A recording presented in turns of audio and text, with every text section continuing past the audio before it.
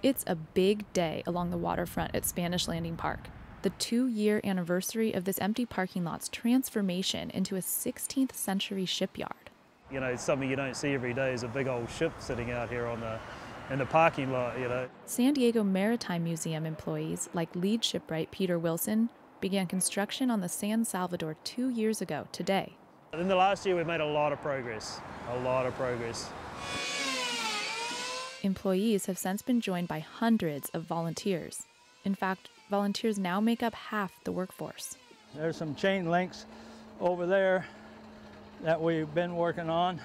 We're going to do about 5 more of them today. Don Faulkner is a blacksmith who volunteers in the shipyard every Thursday. He uses techniques similar to those from the 1500s. Okay, I think we'll call that macaroni. A lot of things I could do simpler, easier, and quicker maybe, but it's not as fun. They're building an historically accurate replica of the first ship to land on San Diego's shores. In 1542, explorer Juan Rodriguez Cabrillo sailed the original San Salvador into what's now San Diego Bay. He claimed it for Spain, becoming the first European to set foot here. No original plans of the San Salvador exist, so naval architect Douglas Sharp says the design process has taken 10 years. We looked at charts, ancient charts that had notions of what the ship would look like in the corners of the charts. We looked at votive models from cathedrals in Spain. At this time last year, the ribs had all been placed. Now scaffolding has been added around the ship and they're approaching a big milestone, the completion of the hull's frame. So what's left?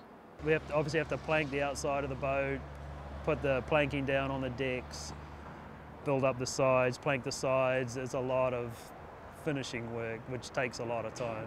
The finished San Salvador will be more than 100 feet long, have a 100-foot tall mast, and weigh 200 tons. That's 170,000 pounds of lead and 230,000 pounds of wood.